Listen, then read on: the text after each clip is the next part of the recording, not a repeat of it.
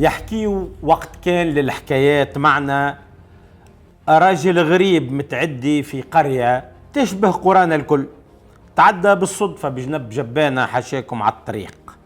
هو حتى الموتى عنا انت وزهرك، تنجم تدفن عمركم طويل في الخير على شط بحر الهواء، الناس ما تخبل كيما في الحمامات او في المادية، وينجم برجك يجيب هفوف تحت جبل. في بلادنا كل حيين كل موتى. قصة نوفي، مبدأ العدالة ماهوش معترف به. المهم السيد من باب الفضول لقى روحه يقرأ في أسامي الموتى، فلان بن فلتان مات عمره عامين، هذا ضريح المرحومة فلانة بنت علانة يلقاها ما فاتتش ال4 سنين. كوخر الراجل في مخه، شنو حكايته؟ يموتوا الكل صغار.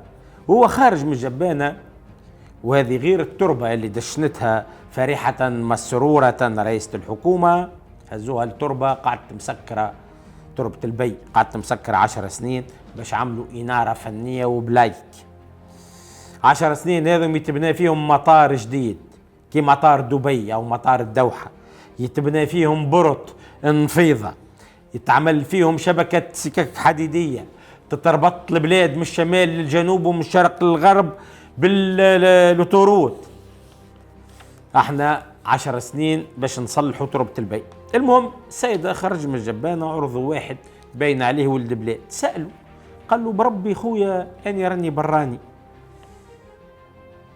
حاجة ما فهمتهاش يا أخي، مالي البلاد الكل يموتوا صغار، نقرأ في شواهد القبور هذا مات عمره عامين، الآخر 3 سنين 4 سنين، فهمني شو الحكاية. تبسم السيد قال له احنا راو على شاهد القبر ما نكتبوش الواحد قداش يعني عاش من تاريخ الميلاد إلى تاريخ الوفاة. قال له احنا ما نحسبوا كان اللحظات اللي فرحنا فيها وتهنينا وتفرهدنا وشخنا. جاوبوا الغريب قال له يعايش خويا، كان ساعتي حضرت بيناتكم ودفنتوني، اكتبوا على قبري هذا ضريح بقدر، وفي بعض الجهات يقولوا هذا ضريح بن جبر، من كرش امه للقبر. ومن غير مبالغه يبدو انه بقدر هذا ما يكون كان تونسي، والاقرب انه عاش من المنحدر الى العلو الشاهق، من منحدر النهضه الى العلو الشاهق، وفي الحالتين يا واحلين للعنكوش يا في الطبعه، يا ارواحنا في خشوماتنا وقريب نمشيو قزاز. فكرة قالها الأستاذ عبد العزيز قاسم المدير العام السابق للإذاعة والتلفزة في عهد محمد مزالي، فكرة لفتت نظري. قال الشماتة، مفهوم الشماتة العبارة هذه ما هي موجودة في حتى لغة إلا في اللغة العربية، ما عنا احنا كان العرب. كلام خلاني نسأل ونعاود ايش معناها شماتة؟ كي غيرك تصير له مصيبة اللطف عليكم تقول يستاهل ربي يزيده، طاح في شر افعاله. وعليش نقولها؟ نفترض انه السيد هذا اني ما نحبوش ولا هو يطيقني، نكون محايد نعمل روحي الموضوع ما يعنينيش. عليش نفرح ونشيخ كي يتأذى غيري؟ يعني لو نسمع مثلا واحد من اللي اذاوني واني ما مسامح حد راو لا دنيا لا اخره، وما نطلب من حد يسامحني، لو نسمع انه عماد الدايمي في تركيا كضربها الزلزال وصار له بعض الحوايج، هل هذا يفرحني؟ شنو هي الإضافة اللي تتحقق لي في حياتي؟ شنو هي الفايدة اللي نلتها لو العدو متاعي يتأذى وتطيح به الدنيا؟ في حومتي ما تربيناش على هذا، كي نتعاركوا بونية صحيحة ولا قراش من غير نغرة، والغدرة لا، ومن غير ما يحايل حد، ولا تجيب خوك لولد عمك. كان ربحت تربح ربح رجال بخشوماتهم، وكي يغلبوا يعفوا من غير تلكليك ومن غير سبان، مش غلب بقرة. وكان خسرت تقبل الهزيمة، لأنه ولد المرأة غالب ومغلوب، مرة يربح ومرة يخسر. ثم إحساس عام أننا لا نعيش بسلام، مناش مرتاحين في بلادنا، تحسها نار تحت الرماد من غير سبب ظاهر، الناس تتشوحر على بعضها من زبيبة تسكر. ومانيش جابدو سيد الرئيس اللي لنهار تبسم في وجوهنا تقول سلفنا فلوس وقدمناه على سشي في مرشي نجم تركح البونية. مانيش عالم اجتماع ولا محلل نفسي، واللي يحكموا في البلاد ينجم يعطيك أرقام على كلفة العظمة اللي يسومها توا 400 مليم، تقول عظمة متعوز وهو دجاج حاكم مصنن، هذه نجم يعطيك معلومة عليها. أما الدولة هذه الناس اللي تحكم فيها سألوش رواحهم نهار، هاو عندك كليات ومعاهد عليا ومعهد إحصاء ومكاتب دراسات، يفهموش علاش التوانسة مثلا يحرقوا، عملوش دراسة. يفهموش علاش العنف المدرسي، فهموش ظاهرة استفحال الجريمة، ما يهتموش. يقول لك شو مش يغير، يقول لك فاش قام. وتستغرب أن الناس هذوما يحكموا البلاد وهم ما يعرفوش الشعب هذا. هو تبين حتى بن علي طلع ما يعرفش التوانسة، قال فهمتكم وفهمت الجميع، ولو كان فهمنا وفهم الجميع راه ماهوش مدفون غريب في السعودية. عشت في الوردانيين لمدة 25 عام دون انقطاع، من عام 70 إلى عام 95، وما سمعتش نهار بجريمة قتل صارت في بلادنا. حتى الباندية اللي كانوا عنا كانوا باندية محترمين، موشم اسم صاحبته على ذراعه، يبدأ عنده سيكاتريس في وجهه، يقول لك ضربت بموس، لا، يقول لك طحت من فوق زيتونة. ومستحيل يتجلطم على طفلة بنت حومته وحتى بنت بلاده ويبدأ ما يعرفهاش، يكفي أن يقولوا له هذيك بنت فلان أو أخوها فلان، ما يدورش بيها. وش هي الجرائم اللي كانت تصير عندنا في البلاد؟ هاو سرق معزة، هاو سرق نعجة، هاو دخل الجامع سرق صباط، هاو دخل الحانوت عطرية في الليل سرق 30,000 من القجر، هاو عملوا سكرة تحت الهندي، جات كرهبة الحرس كرفتهم الكل، هاو بيع الخمر خلصت. هم نعرفوهم في الديار جدد وفي حي 7 نوفمبر وفي حي النزهة اللي يبيعوا في الشراب كلاندو.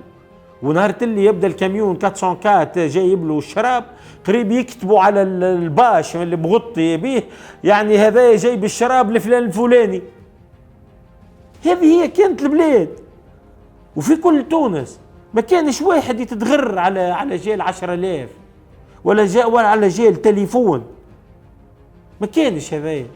اول ما جيت للعاصمه منتصف التسعينات، نهار راكب في المترو وين محطة 7 نوفمبر على الروتيكس، دنيا مغرب، دات ظلام، دنيا باردة، لابس بيرية، واحد وقف قدامي يعني قريب من الباب وحط الباب اتحلق، قعد حط يده على الباب، هو نوقظ باش يخرج المترو يسل ياكل البيرية ويهبط، تقبلها تعداها بيرية شو سومها، نتذكر ب7,000 فرنك شاريها، او يمكن راني معناها فكيتها لخويا كمال جايبها من ايطاليا. هي بيرية يا سرق لك، احنا توا على تليفون ب40,000 تطيح روح، على 5,000 ينجم واحد مصارنو يفرتوها له.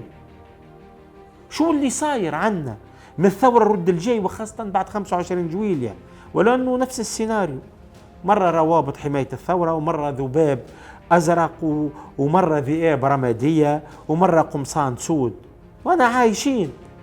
علاش كم الكره والحقد اللي نشوفوا فيه على صفحات الفيسبوك التونسي؟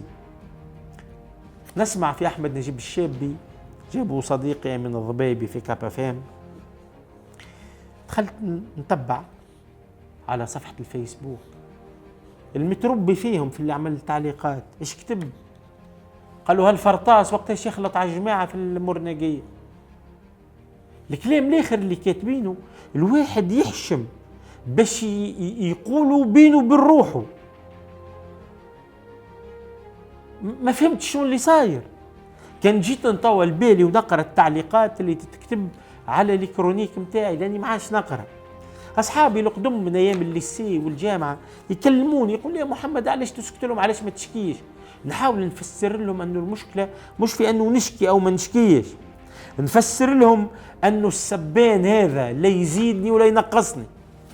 نقول له مرة وهذا كلاب تنبح على طياره، وانك تسبني ما في حتى بطوله، ويا عنبول بي في غيابه. انا نقول يا عنبول بي، ما نقولوش يا عنبول رئيس في غيابه، حتى امثالنا فيها الترهدين. علاش هالعدوانية؟ وهل هو وضع عادي أن نكون شعب واحد وإحنا علاقتنا هيك كلني ناكلك؟ سبق وقلت يلزم الحق الرأي. هل احنا دولة؟ هل احنا دولة بالمعنى الصحيح؟ احنا مجموعة من الإدارات، واحدة لهي بالماء، الأخرى باللوناس، الأخرى بالضوء، الأخرى بأسواق الجملة. إدارات تقدم في خدمات متوسطة وأغلب الأوقات دون المتوسط. اعذروني إذا نسأل اليوم، هل احنا شعب واحد؟ إذا احنا شعب واحد، قل لي شو اللي يجمعنا اليوم؟ شو المشترك بين اللي يعيش في الحمامات على البحر وبين اللي يعيش في بوعرقوب؟ شو المشترك بين اللي في حي التضامن واللي في قمرت؟ شو المشترك بين اللي يعيش في رمادة واللي يعيش في صفاقس؟ ما عنديش أجوبة جاهزة، ولكن حتى الفريق القومي اللي كان يخلي قلوبنا تدق نفس الدقة قطعت منه البركة، من اللي مول الكورة حط يده عليه. قعدت وحدها أنس جابر وزيرة السعادة من وقت لوقت هوني تضوي علينا. التوانسة محرومين من أي ساحات عامة نجم تلمهم، يعملوا فيها حتى مارش، يعملوا شوية سبور. ما ثم كان الحيوط، كان السمان، وإلا البريارات، تقول الدجاج مدورين بينا السيرو. التونسي محروم من أنه يعيش أي تجربة جماعية.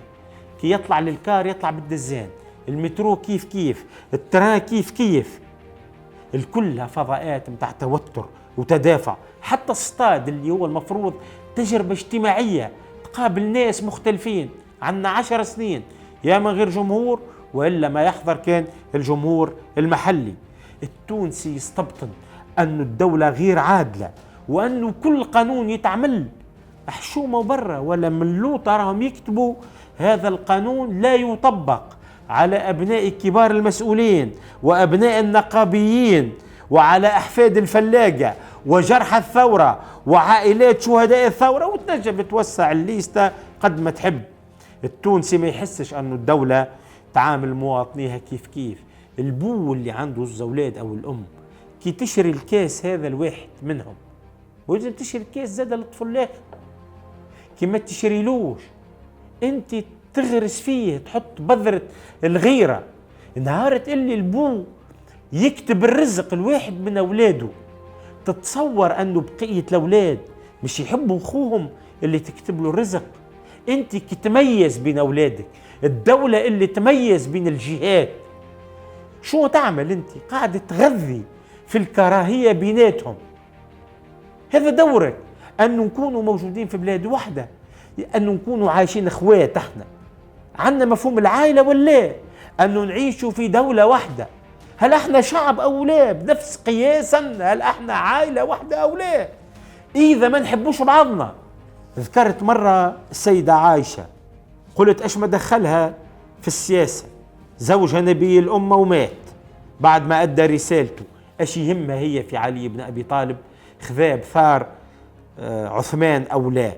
نقزوا لي الجموع، قالوا لي كيفاش تحكي على أم المؤمنين؟ ايش بيه نحكي على أم المؤمنين؟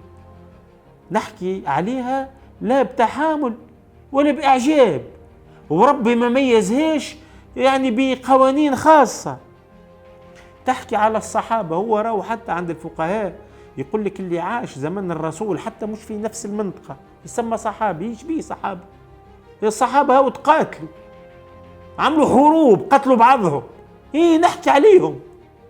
احنا في ديننا يقول لك كأسنان المشط، وبعد تكتشف انه ما احناش كأسنان المشط، هذوما من قريش، معناها القبيلة اللي عندها مكانة أعلى، وهذوما آل البيت. لتوا في تونس يقول لك احنا من الأشراف، أصلنا معناها من آل البيت. شو معناها من آل البيت؟ معناها احنا هذه المساواة غير موجودة، ثقافتنا تقوم على التمييز، ماناش كأسنان المشط مع الأسف. دولتنا ما هيش عادلة، والمفروض هي كالبو واللم. إذا شريت صباط الواحد من أولادك تشري للآخر، أنت تعلمهم يحبوا بعضهم، يكونوا متضامنين، عائلة واحدة، شعب بالحق. وقت تميز واحد على الآخر أنت تخلق بيناتهم الغيرة اللي تنجم تتحول الكره. احنا هكاك.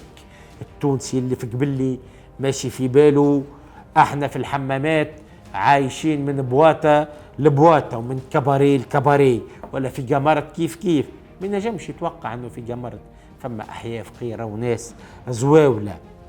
اللي في سيدي حسين يقول لك اني شنو علاقتي باللي في سيدي بوسعيد، فحجه بعيد على البحر وسهريات، وين الحاكم يتبعني وين واقف تحت البوتو يفركس فيا نتكيف في جونته، شون علاش يتبعني ياني. في الغرب الدولة عادلة في الجباية، تاخو من اللي عنده باش تصرف على الناس كل، على اللي عنده واللي ما عندوش. ما تلقاش الحقد على المستثمر ورجل الأعمال وصاحب المؤسسة الاقتصادية. احنا لهنا يقول لك لا سراق ينهبوا في ثروات البلاد واخذين الرخص ويسرقوا فينا ويشربوا في الشراب وبيهم وعليهم. كي تقول لهم ليه مش صحيح، راهم يخلصوا في اللدايات وراهم يخدموا خماسة عند الدولة ما ترحم حد، يقولوا إعلام العار وانتوما تدافعوا عليهم لأنهم يخلصوا فيكم. السيد الرئيس يحب الصلح الجزائي، أكبر سارق يستثمر يعمل مشاريع في أفقر معتمدين، مش تولي حتى بعد 100 سنة مش يقولوا فلان هذا جده هاك العام كان أكبر سارق في البلاد. يا أخي بالمشاعر هذه، بالأحقاد، بالضغائن، بتوارث الكراهية تتبنى الشعوب، تتشيد الحضارات. لا إله إلا الله.